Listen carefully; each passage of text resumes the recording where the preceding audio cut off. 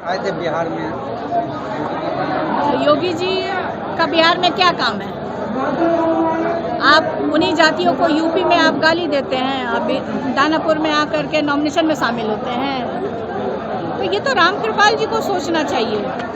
जिस समाज से आते हैं उस समाज को यूपी में योगी जी से गाली दिलवाते हैं और यहाँ अपने लिए वोट मंगवाते हैं।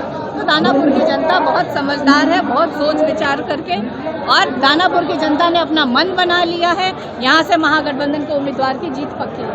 योगी जी बोल रहे हैं कि बिहार में भी बुलडोजर चलेगा। और आता क्या है इन लोगों को? योगी जी को क्यों यहाँ बुला रहे हैं ये लोग?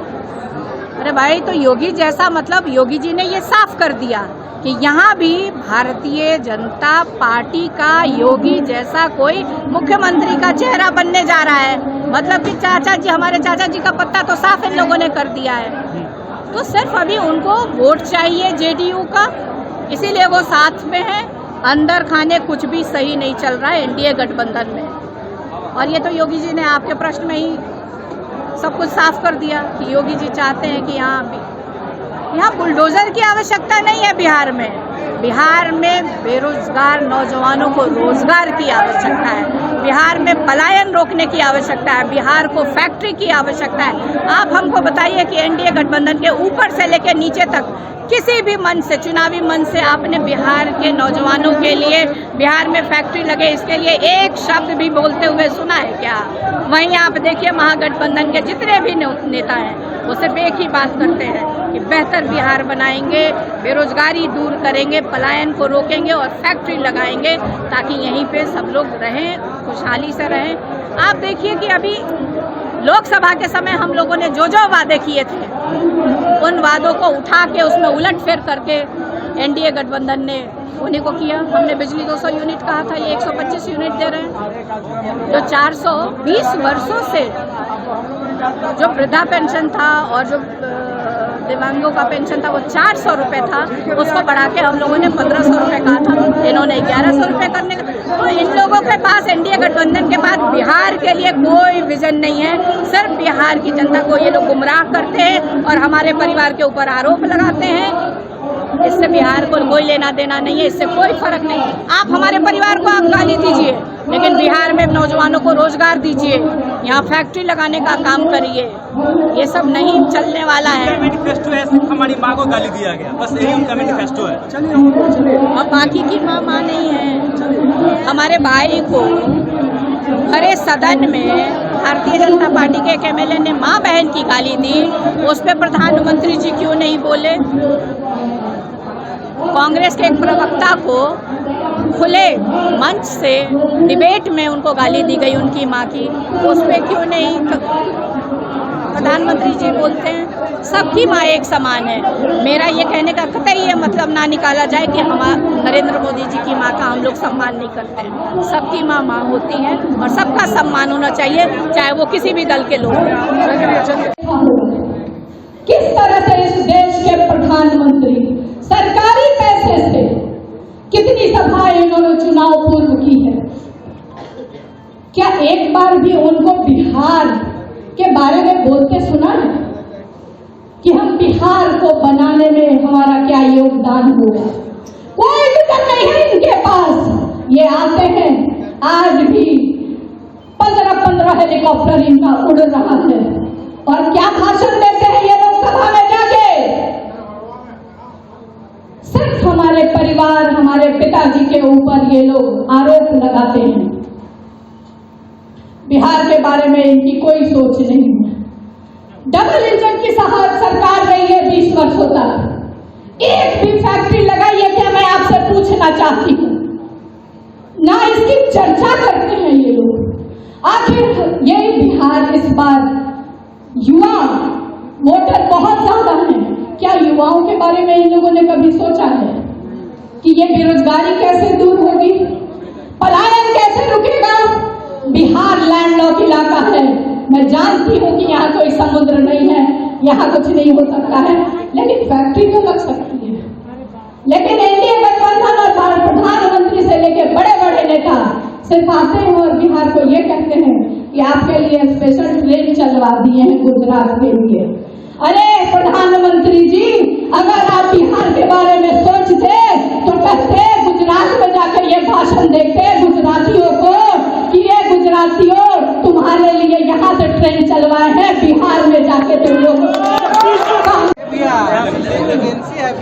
नहीं लेता है। चल लगाओ। आप बात समझिए। क्या कहेंगे आज हमारे प्रधान कार्यालय का उद्घाटन हुआ है और देखिए, आज दानापुर विधानसभा के प्रधान कार्यालय का उद्घाटन हुआ है और यहाँ सभी कार्यकर्ताओं को और दानापुर की जनता को मैं बस इतना ही कहना चाहती हूँ कि जिस तरह से आपने अपनी बेटी पे जो आशीर्वाद दिया, समर्थन दिया, अपना और जिताने का काम किया है पाटलिपुत्रा से, उसी तरह से आज विधानसभा में हमारे रीतलाल जी खड़े हैं विधायक के लिए और उनके लिए भी इसी तरह से अपना समर्थन और आशीर्वाद दें ताकि वो जीत जाएं और उनके लिए काम करें।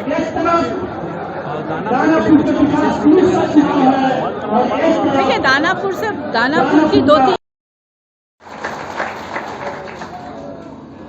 और भारी संख्या में यहाँ इलेक्ट्रॉनिक मीडिया के भाइयों और प्रिंट मीडिया के भाइयों, आप सबका भी अभिनंदन और स्वागत करती हूँ। आज जो अंतिम में भाषण देता है उसके लिए कुछ बचता नहीं है कहने के लिए। सभी वक्ताओं ने अपनी बात रख दी है, लेकिन अब भाषण देने का समय नहीं है। अब सभी को अपने अपने पंचायत में, अपने अपने वार्ड में, आप जहां रहते हैं, जहां आपका घर है, उसके आसपास आज से ही, आप पहले से भी कर रहे हैं, हमको लगता है कि लोकसभा चुनाव से ही आप ये तैयारी कर रहे हैं, आज और जोर शोर से आप सबको लग जाना है।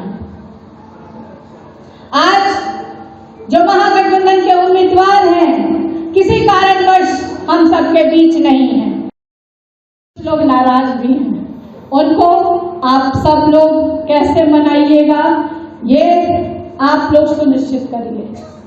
बड़ा जब परिवार होता है थोड़ा दुख सबको होता है, लेकिन मैं अपने परिवार को बहुत अच्छे से भली भांति से जानती हूँ। मैं महागठबंधन परिवार को बहुत अच्छे से जानती और समझती हूँ। जब हमारे नेता ने आगाज कर दिया है तो अंजाम तक पहुंचाना हमारे राष्ट्रीय जनता दल परिवार के एक एक सदस्य का ये कर्तव्य है। आप सबसे हाथ जोड़ के मेरी एक यही विनती होगी कि जिस तरह से अपनी बेटी को आपने आज आशीर्वाद दिया है, उसी तरह से आपके सामने एक और बेटी खड़ी है, इसकी झोली में दानापुर की सीट को डाल दीजिए।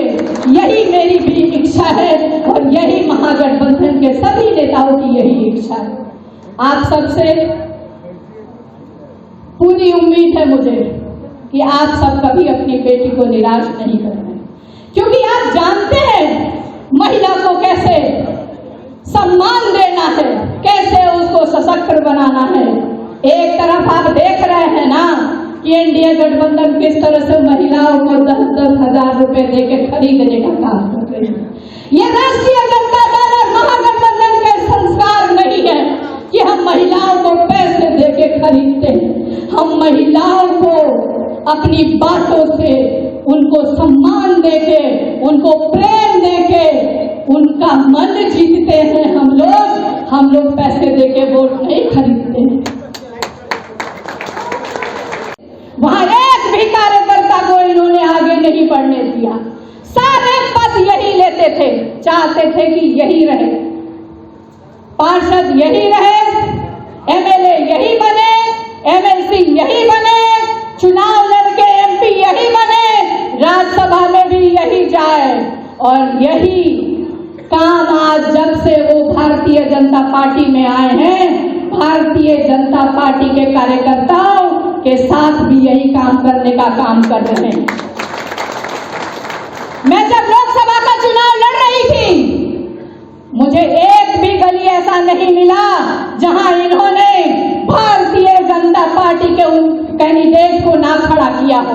किसी के भी कंधे पे इनकी आदत है, हाथ रख देते हैं, सर रख देते हैं, बोलते अबरी का तोड़े दे बहुती कट।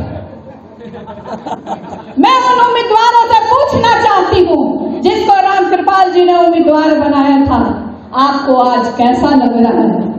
आज आपको वैसा ही लग रहा था जिस तरह से 2014 में हमारे पिता, हमारे दल के मुखिया, राष्ट्रीय अध्यक्ष लालू प्रसाद यादव को लग रहा था, आज आपको भी यही लग रहा होगा। लेकिन आप लोगों की रीढ़ की हड्डी नहीं है। अभी अमित शाह यहाँ घूम रहे हैं, कोई किसी तरह से काम कर रहा है। ये आरोप मेरा नहीं है, ये आरोप प्रशांत किशोर ने लगाया है। आप देखिए जन स्वराज के उम्मीदवार का किस तरह से दानापुर में खुलेआम उसके घर से उसका अपहरण कर लिया गया है। और तस्वीरें जब आई तो वह तस्वीरें किसके साथ आई? इस देश के जो होम मिनिस्टर हैं अमित शाह जी के साथ उस उम्मीदवार की तस्वीर आई। उसको नॉमिनेशन नहीं करने दिया गया, उसको किस तरह का प्रलोभन दिया गया है ये तो समय बताएगा। लेकिन मैं आपको एक चीज कहना चाहती हूँ कि इस समय हमारे लोग भी हैं, बहुत लोग आपको भटकाएंगे, लेकिन आपको इधर उधर कहीं नहीं देखना है। जिस तरह से महाभारत में कृष्ण ने ये ज्ञान दिया था अर्जुन को कि अर्जुन तुमका लक्ष्य सिर्फ वो मछली का आंख है। मैं अपने दानापुर के भाई बहन अभिभावक गार्जियन सबसे यही